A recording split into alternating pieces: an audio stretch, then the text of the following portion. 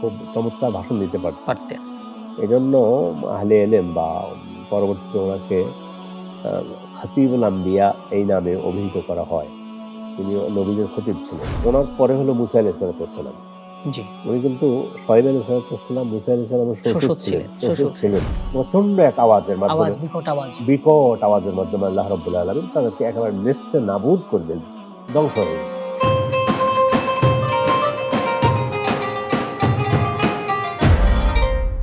আসসালামু আলাইকুম ওয়া রাহমাতুল্লাহি ওয়া বারাকাতুহু।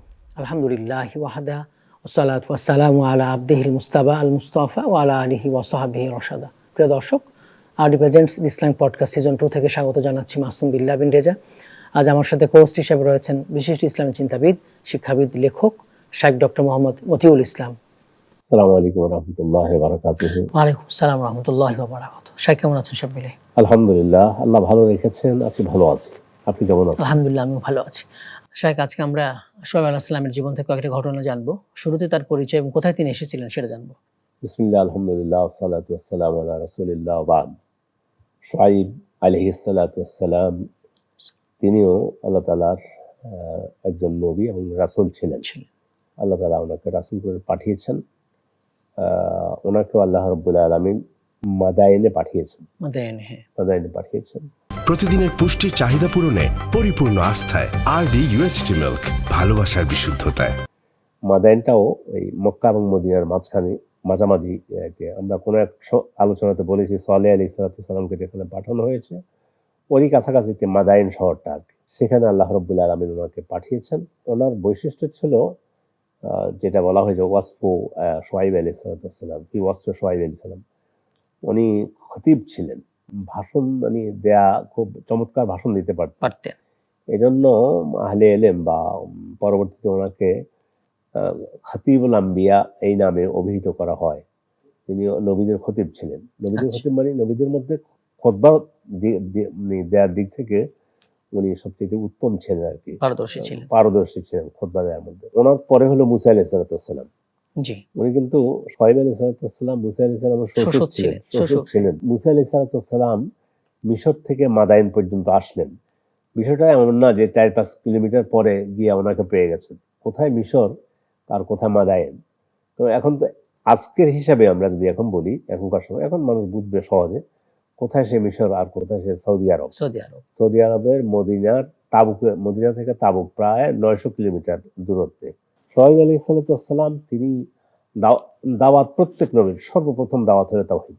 ইয়া কওমি ইবুদুল্লাহ মা লাকুম মিন ইলাহিন গায়রুহু। প্রত্যেক নবীর একই কথা ছিল। তো তিনি এসে তার জাতিকে দাওয়াত দিয়েছেন। সর্বপ্রথম তিনি সমাজ সংস্কারের মধ্যে কিছু মন দিয়েছেন। সেই সমাজ সংস্কার বলতে ওই সমাজের লোকগুলো মাপ ঝোঁকে কম দিত, ওজনে কম দিত, মানুষকে ঠকানোর চেষ্টা করতো, ইত্যাদি ইত্যাদি। তখন তিনি তাদেরকে এসে দাওয়াত দিলেন, ইয়া কওমি আউফুল মিকিয়াল ওয়াল মিজান ওয়ালা তাবখাসুন নাসা আশিয়াহুম। তোমরা মাপ ঝোঁকে দাঁড়িপাল্লা দেওয়া হোক আর টুকরিতে করে মেপে দেওয়া হোক, কোন অবস্থায় মানুষকে কম দিও না। শুআয়ব আলাইহিস সালামের এই যে ওনার উনি যে দাওয়াতটা দিতে চেয়েছেন, ওনার সময়কার মানুষের মধ্যে এই ছিল, মানুষকে ঠকানো, কম দেয়া একেবারে। যেমন কি ওই জিনিসটা আজকে আমাদের সমাজের মধ্যে আমরা দেখতে পাচ্ছি। এই জন্য আমাদের আজকের এই আলোচনা থেকে আমাদের দর্শকরা এবং অন্যদেরকে লেসন পাচ্ছেন। আলহামদুলিল্লাহ, দর্শকরা হয়তো মাপযোগ্য কম দিচ্ছেন না, দেন না, কিন্তু শুআয়ব আলাইহিস সালামের এই বিষয়টা দেখে সেখান থেকে আজকে আমরা এই শিক্ষা নিতে পারি যে তিনি এসে সমাজ সংস্কার কাজে হাত দিয়েছেন। তাওহীদ ব্যতীত অন্য কোনো আমল এটা নবীর এটা হইতে পারে না। আল্লাহ তাআলা কোরআনে কারিমে বলেছেন, সর্বপ্রথম তাওহীদ দাওয়াত দিয়েছেন। তবে ওনার দাওয়াতের মধ্যে এমনি কোরআনের মধ্যে যেভাবে এসেছে, কোথাও আগে তোমরা সমাজে এই কাজগুলো অন্যায়গুলো বাদ দাও, তারপর তোমরা তাওহীদ দাওয়াত দিয়েছে। কিন্তু দিলেও আসলে নিয়ম হলো আগে তাওহীদ দাওয়াত গ্রহণ করা। তাওহীদের দাওয়াত গ্রহণ করার পর এরপর তিনি সমাজ সংস্কারের দিকে হাত দিয়েছেন। তাদেরকে বললেন যে তোমরা মাপঝোঁকে কম দিবা না। এটা কোরআনে কারিমে স্পষ্ট আয়াতগুলো এভাবে এসেছে। তো ওয়ালা তাবখাসুন নাসা আশিয়াহুম, আর মানুষ যা প্রাপ্য তাকে সে প্রাপ্য দিবে, দান করো, জুলুম করো না। এই প্রাপ্যের মধ্যে শুধু এটা নয় যে টাকা পয়সা আর যে মাপঝোঁকে কম দেব না। আপনি যে চেয়ারে আছেন, আপনাকে চেয়ারটা ছেড়ে দেয়া, এটা ইসলামের নির্দেশ। জি জি। ওয়ানজিলিন নাসা মানাজিলাহুম, তোমরা মানুষকে যার যা প্রাপ্য, যে যে চেয়ারের মালিক, যে যে যেখানে থাকার, তাকে সে সম্মান, হ্যাঁ। যোগ্যতা, মর্যাদা, সম্মান দান করার জন্য। ওয়ালা তাবখাসুন নাসা আশিয়াহুম, এটার ভিতরে এই কথাটা চলে আসে শুআয়ব আলাইহিস সালামের এই বিষয়ে। তো শুআয়ব আলাইহিস সালাম তিনি নিজে সমাজ সংস্কারের কাজ করেছেন। এর সাথে আমরা যে বিষয়টা নিয়ে আসতে চাই, ওনার পরিবারটা ছিল কত নিট অ্যান্ড ক্লিন, কত সুন্দর, মানে পারিবারিক শিক্ষা এখান থেকে পাচ্ছে, মানে পারিবারিক শিক্ষা পাচ্ছে। সন্তানদেরকে কি শিক্ষা দিয়েছেন? আরডি নিয়ে এলো আসল ফ্রুট পাল্প দিয়ে তৈরি আরডি ফ্রুট ড্রিঙ্কস, লিচু আর অরেঞ্জের দুটি অসাধারণ ফ্লেভার। যে ঘটনা মাদায়েনে ঘটলো, দুটা মেয়ে, ওনার মেয়েরা তো পানি পান এখন বলতে পারেন নবীর মেয়ে আবার বকরি নিয়ে পানি পান করতে গিয়েছে। এটাই ধরে নিতে হবে, নবী রাসূলদেরকে আল্লাহ মানুষ থেকে পাঠিয়েছেন এবং তার সমাজের সাথে ওতপ্রোতভাবে জড়িত। এবং উনি তখন তো বয়স্ক, তখন কে পানি পান করে বকরিদেরকে? হ্যাঁ, বৃদ্ধ বয়সে, মেয়ে ছাড়াও কেউ নাই। হ্যাঁ, তো ওনার পরে কিন্তু মুসা আলাইহিস সালাম, তো মুসা আলাইহিস সালাম মানে মাদায়েনে গেল। জি। সেখানে গিয়ে তিনি একটা বৃক্ষের নিচে আশ্রয় নিলেন। অনেক সফর করেছেন, অনেক সফর। সুবহানাল্লাহিল আযীম। এখানে চলে আসা মানে এখন মিশর থেকে কিন্তু সৌদি আরবের তাবুকের কাছাকাছি চলে আসছে উনি। সেই তো তাবুকে, ওই তো মাদায়েনে এসেছেন আর কি। তো এখানে তো মাদায়েনে মুসা আলাইহিস সালাম আসলেন, ফেরাউন যখন তাকে তাড়িয়ে দিল, মিশর থেকে, হ্যাঁ মিশর থেকে তিনি এখানে চলে আসছেন। এখন এটা আল্লাহ তাআলা জানেন, মানে তখন কিভাবে সহজ করে দিয়েছে এই যে আশাটা। এখন তো দর্শকরা বুঝলো যে জায়গাটা খুব মানে মানে দূরত্বটা খুব একটা কম না। মিশর থেকে সেই সৌদি আরব চলে আসে, তাকদীরে ভাবে লিখে আছে এখানে আসবে, বিয়ে শাদী করবেন। হ্যাঁ, আরেকজন নবী এখানে আসবেন। ওনার পারিবারিক শিক্ষাটা মেয়েদেরকে কিভাবে শিক্ষা দিয়েছেন। এক নম্বর হলো, তখনকার সময় পানির অভাব ছিল, মেয়েরা পানি পান করাবে বকরি, কিন্তু তখন ওই পুরুষরা আগে পানি পান করাবে। এই যে পুরুষদের থেকে আলাদা হয়ে থাকা, তারা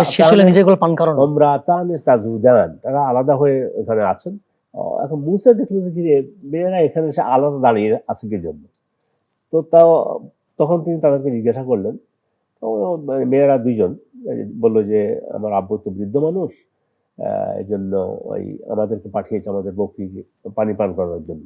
তো মুসা সাহেব তো শক্তিশালী মানুষ, মুসা যুবক তখন টকবকে যুবক, দিয়ে পানি পান করাই নিয়ে আসলেন। এখন মেয়েরা পানি আজকে দ্রুত বাড়িতে চলে গিয়েছে। সালাম জিজ্ঞাসা করলেন, বললেন আব্বু এই ধরনের এক লোক আমাদেরকে সহযোগিতা করেছে, হেল্প করেছে আমাদেরকে। তিনি ওই ওনার এক মেয়েকে পাঠিয়ে দিয়ে বললেন যে ওকে নিয়ে আসো। ঘটনা হলো এটা তাহলে আল্লাহর হুকুম, রতনে রতন চিনে, রতনে রতন চিনে। তো শুআয়ব আলাইহিস সালামের কাছে, মুসা আলাইহিস সালামের কাছে ওনার মেয়ে আসলেন, কিন্তু আসছেন যে আলাস্তাহিয়া, খুব লাজুক, হ্যাঁ, পর্দা মেইনটেইন করে, লজ্জা মেইনটেইন করে তখনও মুসা আলাইহিস সালামের কাছে আসলেন। এসে বললেন যে আমার আব্বু আপনাকে ডেকেছে আমাদের বাসায়, আপনাকে যেতে বলেছে। মুসা আলাইহিস সালাম দোয়াও করতেছেন, আল্লাহ আমি তো একটু এখন অসহায় অবস্থা পড়ে গেছি, একটা আশ্রয়স্থল আমাকে যেটা দেবে, সেটা আমি ফকির, এখন আমি এখন ফকির, হ্যাঁ, এবং আমি এখন এই আমার কিছু দরকার আমার। আল্লাহ রাব্বুল আলামিন ইনি নবী।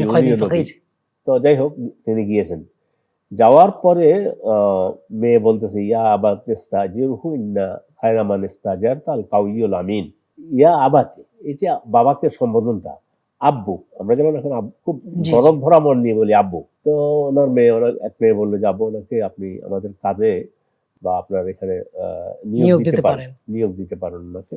তো উনি নিয়োগ দেওয়ার সময় আবার তাকে বলছেন আমার এখানে তুমি কাজ করবে এই শর্তে। এই ফাঁকে আল্লাহ তাআলার হুকুম, ওনার সিদ্ধান্ত হলো যে ওনার মেয়েকে বিয়ে দিন। কিন্তু মাহার, এই যে মাহার তখনও ছিল, মানে এটা মহিলাদের মানে এটা সম্মান মর্যাদা তখনও ছিল। তখন শুআয়ব আলাইহিস সালাম মুসা আলাইহিস সালামকে প্রস্তাব রাখলেন। তো তিনি তো শুআয়ব তো জানে না যে মুসা আলাইহিস সালাম পরবর্তী নবী হচ্ছেন বা নবী বা রাসূল হয়ে তিনি এসেছেন। তো বললে যে তুমি আমার এখানে 8 বছর কাজ করবে, বিনিময়ে আমি আমার মেয়েকে তোমার কাছে বিয়ে দিবে। এটাই মোহর। একজন মেয়েকে, আর যদি তুমি 2 বছর বাড়াই দিতে চাও সেটা তোমার এখতিয়ার দিয়ে দিয়েছে, সবকিছু স্পষ্ট। এই যে মানে কাজে নিয়োগ দেয়া, তো তখন তো কাজে নিয়োগ দিয়ে তার মেয়ে বললো বিশ্বস্ত এবং শক্তিশালী। এবং মেয়েরাও দেখেন এই যে বিশ্বস্ততা, কত বুদ্ধিমত্তা। তো মুসা আলাইহিস সালাম কিন্তু ওনার বাসায় যখন আসে, ওনাদের বাড়িতে আসে, তখন কিন্তু ওনার যে মেয়ে ওনাকে আনতে গিয়েছে ও কিন্তু পেছনে ছিল। মুসা ইসলাম তো এমনি তো নিয়ম হলো আমি আমার বাসায় যাব, মেহমান নিয়ে যাব, বাসা কোন দিকে সেটা আমি পথ দেখাই নিয়ে যাব, সামনে থাকবো। কিন্তু যেহেতু মেয়ে আসছিল খুব জড়সড় হয়ে পর্দা মেনটেন করে, এবং যাওয়ার সময় মুসা আলাইহিস সালামকে কিন্তু সামনে দিলেন, উনি পিছনে, উনি মেয়েটা পিছনে। পিছনে। হ্যাঁ, সব দিক নির্দেশ যে আমাদের হুম। বাড়ি এদিকে এভাবে যান। ইন্না খায়রা মান ইস্তাজারতা আল কাউইয়ুল আমিন। আপনি যাকে আপনি এখানে করেছেন, নিয়োগ দিয়েছেন, উনি শক্তিশালী, মানে শ্রমের জন্য শ্রমিকের যে থাকা, জি জি, আল আমিন, এবং তিনি বিশ্বস্ত। অত্যন্ত আমানতদার, বিশ্বস্ত। প্রতিদিনের পুষ্টির চাহিদা পূরণে পরিপূর্ণ আস্থায় আরডি ইউএচটি মিল্ক, ভালোবাসার বিশুদ্ধতায়।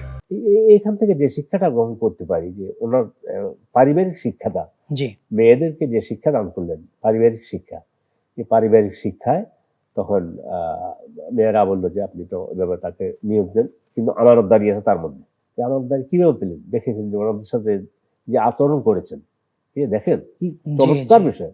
মানে ইন্না খায়রা মান ইস্তাজারতা আল কাউইয়ুল আমিন। আল কাউই তো শক্তিশালী, এটা তো দেখলেন যে যে পানি পান করেই দিল। পানি পান করাই দিল।